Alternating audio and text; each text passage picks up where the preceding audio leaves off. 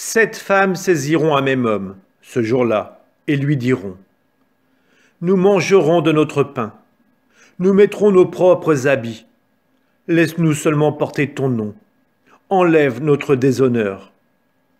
Ce jour-là, le germe que fera grandir le Seigneur sera l'honneur et la gloire des rescapés d'Israël.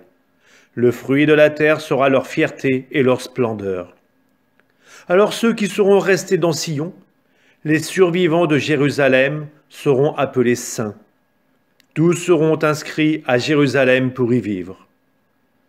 Quand le Seigneur aura lavé la souillure des filles de Sion, purifié Jérusalem du sang répandu, en y faisant passer le souffle du jugement, un souffle d'incendie, alors sur toute la montagne de Sion, sur les assemblées qui s'y tiennent, le Seigneur créera une nuée pendant le jour, et pendant la nuit, une fumée avec un feu de flamme éclatante.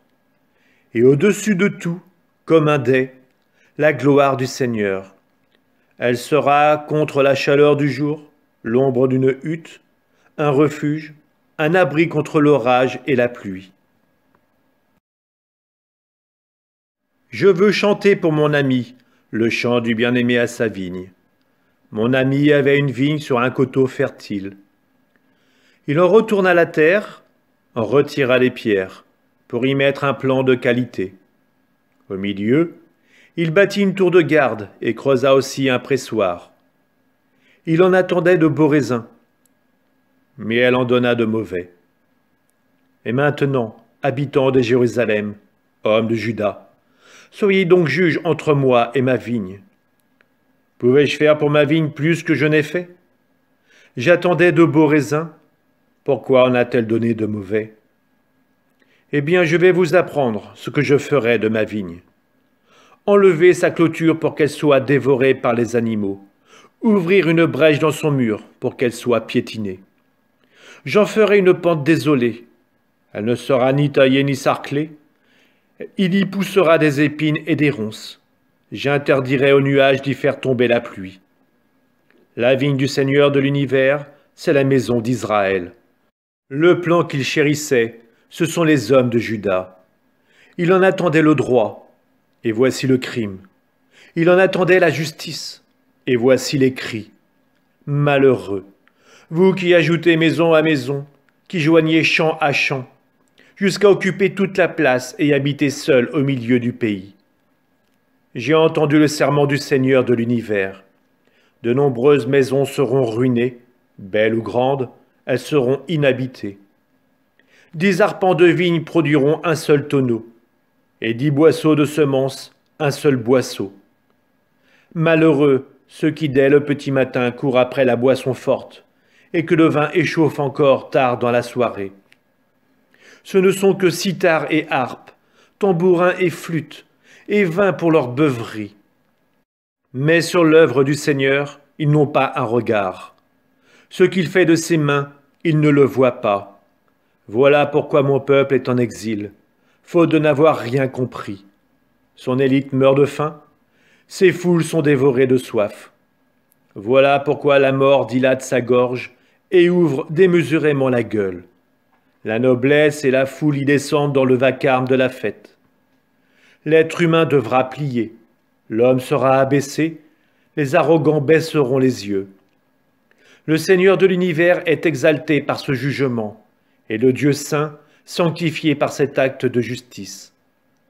Des agneaux viendront brouter comme à leur pâturage, et au milieu des ruines, des chevreaux s'engraisseront. Malheureux ceux qui traînent le péché avec la corde du mensonge, et la faute comme avec des rênes de chariot. Ils disent que Dieu se dépêche, qu'il fasse vite son œuvre, que nous puissions voir. Le projet du Saint d'Israël, qu'il avance et se réalise, alors nous comprendrons. Malheureux ces gens qui déclarent bien ce qui est mal, et mal ce qui est bien, qui font des ténèbres la lumière, et de la lumière les ténèbres, qui rendent amer ce qui est doux, et doux ce qui est amer. Malheureux ceux qui se prennent pour des sages, ceux qui se croient intelligents. Malheureux ceux qui sont champions pour boire du vin, experts en mélange des boissons fortes. Ils acquittent le coupable contre un cadeau. Ils privent les innocents de leur justice. Voilà pourquoi, comme la paille est dévorée par le feu, et le foin disparaît dans les flammes, leurs racines ne seront plus que puanteurs, et leurs fleurs partiront en poussière. Oui, ils ont rejeté la loi du Seigneur de l'univers, méprisé la parole du Saint d'Israël.